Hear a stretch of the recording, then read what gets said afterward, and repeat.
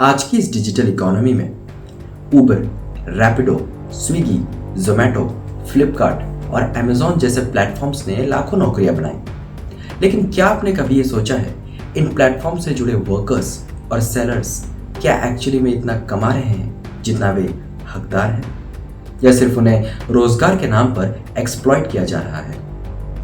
Gig workers in platform से जुड़ते हैं ये सोचकर कि वे लचीले समय के साथ एक अच्छा पैसा कमा सकते हैं, लेकिन रियलिटी कुछ और ही है। आज के इस वीडियो में हम जानेंगे कि इन वर्कर्स और एम्प्लॉइज को कैसे अपने कमाई का एक बड़ा हिस्सा कमीशन और अनएथिकल रूल्स की वजह से गंवाना पड़ता है। अमेजॉन और फ्लिपकार्ट के सेलर्स की तरह ये प्लेटफॉर्म्स भी अपने वर्कर्स को पार्टनर बताकर उनके अधिकारों से खेलते हैं। नमस्कार and welcome to our channel Jankari lens. So without any further ado, let's dive and understand the dark side of these platforms. Week ఆఫ్లో ఉండేవి లీవ్ పెట్టుకుంటే ఒకటి రెండు లీవ్ కూడా ఆప్షన్ ఉండే మాకు.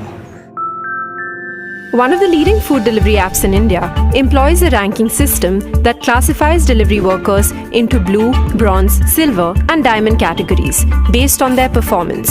These rankings play a huge role in determining the income a worker can make.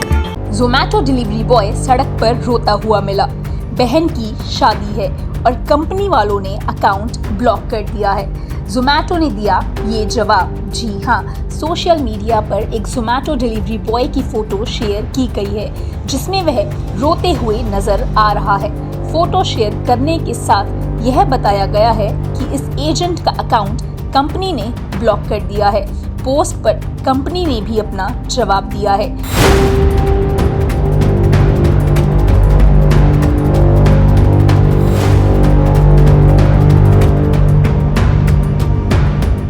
2013 में उबर India आया और अपने साथ एक नई तकनीक लाया जिसमें लोग अपने मोबाइल ऐप के थ्रू कैब बुक कर सकते थे। उबर की सक्सेस को देखकर कई सारी भारतीय कंपनियां भी लोकल ओपोनेंट के तौर पर मैदान में उतरी और एक आक्रामक प्रमोशन के साथ मार्केट पर कब्जा जमाने लगी। 2013 से 14 के आसपास स्विगी और जोमैटो जैसी कंपनियों ने ऑनलाइन फूड डिलीवरी के आइडिया को पॉपुलर बनाना शुरू किया। बट ये सभी कंपनीज क्या सिर्फ आम लोगों की ट्रांसपोर्टेशन या फूड क्रेविंग जैसी प्रॉब्लम को सॉल्व करने के मोटिव से आई थी, या इन प्लेटफॉर्म्स को पहले से पता था कि इंडिया जैसी इतनी पॉपुलेटेड कंट्री में ये अनएम्प्लॉयमेंट को हथियार बनाकर they can create a large margin of profit? The system behind exploitation, self employment का वादा। इन सभी कंपनीज ने सबसे पहले बेरोजगार युवाओं को टारगेट किया और उन्हें यह भरोसा दिलाया कि वे अपने कंफर्ट के अनुसार अच्छा पैसा कमा सकते हैं। शुरुआती दिनों में कस्टमर्स को हाई डिस्काउंट दिए गए थे जिसकी वजह से इन सर्विसेज की पॉपुलैरिटी तेजी से बढ़ी। ड्राइवर्स, डिलीवरी एजेंट्स को हाई इंसेंटिव्स दिए गए ताकि ज़्यादा से ज़्यादा लोग इन सिस्टम से जुड़ सके। सेलर्स को प्लेटफॉर्म्स पर फ्री लिस्टिंग और शुरुआती प्रमोशनल सपोर्ट भी दिया गया। इन सभी स्ट्रैटेजीज के बलबूते पर इन प्लेटफॉर्म्स ने मार्केट पर तेजी से कब्जा जमाना शुरू किया और लोग इस नए मॉडल से बहुत ही ज़्यादा आकर्षित हुए। लेकिन धीरे धीरे ये इंटरडिपेंडेंसी एक्सप्लॉयटेशन में बदलने लगी। ऑनलाइन प्लेटफॉर्म्स का दावा होता है कि वे लोगों को स्वतंत्र कमाई का मौका देते हैं। ड्राइवर और डिलीवरी एजेंट्स को लुभाया जाता है कि वे जितना चाहें उतना कमा सकते हैं, और वहीं पे अगर हम बात करें ऑनलाइन सेलर्स की तो उन्हें यह कहा जाता है कि वे लाखों कमा सकते हैं। लेकिन असलियत क्या है, यह समझने के लिए हमें दो चीज़ों पे गौर करना होगा। पहली, no fixed minimum wage. Workers अपनी कमाई के लिए पूरी तरह से ऐप पर निर्भर होते हैं। There is no such kind of minimum wage कि ये उन्हें मिलेगा ही मिलेगा। दूसरी, बोनस या इंसेंटिव ट्रैप। शुरुआती दिनों में तो काफ़ी ज़्यादा अच्छे इंसेंटिव्स दिए जाते हैं, लेकिन बाद में शर्त इतनी कड़ी हो जाती है कि बोनस पाना भी मुश्किल हो जाता है। और यहीं पे हमें बात करना पड़ेगा डायनेमिक फेयर सिस्टम के बारे में। ये एक ऐसा जाल है जहाँ पे किराया कभी भी कम नहीं होता, लेकिन प्लेटफॉर्म्स के लिए कमीशन मेंटेन रहती है। Ride cancellation penalty. अगर किसी कारणवश ड्राइवर को अपने ग्राहक की लोकेशन दूर लगे और वो ड्राइवर अपने उस राइड को कैंसिल कर दे तो पेनल्टी उल्टा उस पर ही लगता है। सेलर्स के लिए वेयर हाउसिंग चार्जेस और रिटर्न पेनल्टी, अपने प्रोडक्ट्स के स्टोरेज, पैकेजिंग और रिटर्न पर भारी चार्जेस लगता है। ऊपर से अपने प्रोडक्ट्स की रीच को ऑडियंस तक पहुंचाने के लिए भी सेलर्स को एड्स पर खर्च करना पड़ता है। हर सवारी या डिलीवरी पर एक बड़ा परसेंटेज कमीशन के तौर पर कंपनी के पास जाता है। अगर मैं आपको बताऊं कि एक ट्रिप पर 20 से 30% कमीशन रैपिडो या उबर जैसी कंपनियां डिलीवरी पार्टनर से लेते हैं, वहीं स्विगी और जोमेटो 25 से 30% कमीशन रेस्टोरेंट से लेते हैं और इसका असर डायरेक्टली डिलीवरी पार्टनर्स के ऊपर पड़ता है। फॉर एग्जाम्पल, मैं अगर आपको बताऊं कि एक ऑर्डर अगर 500 रुपये का है तो 150 रुपये एज अ कमीशन कंपनी के पास जाएगा और वहीं से बची हुई रकम से डिलीवरी पार्टनर्स को ज़्यादा से ज़्यादा 20 से 30 रुपये ही मिलेंगे। शुरुआती दिनों में हाई इंसेंटिव्स देकर जितने भी वर्कर्स हैं उन्हें आकर्षित किया जाता है, लेकिन बाद में इंसेंटिव्स घटते हैं और टारगेट्स बढ़ते हैं। ड्राइवर्स और डिलीवरी एजेंट्स को शुरुआती दिनों में काफ़ी ज़्यादा सपोर्ट दिया जाता है, लेकिन बाद में उन्हें फ्यूल, मेंटेनेंस और इंश्योरेंस एक्सपेंसेस खुद ही उठाने पड़ते हैं, जिसकी वजह से उनकी एक्चुअल इनकम काफ़ी कम हो जाती है। अकॉर्डिंग टू सर्वे, जोमेटो के 80% डिलीवरी पार्टनर्स की कमाई मंथली 15,000 से भी कम है।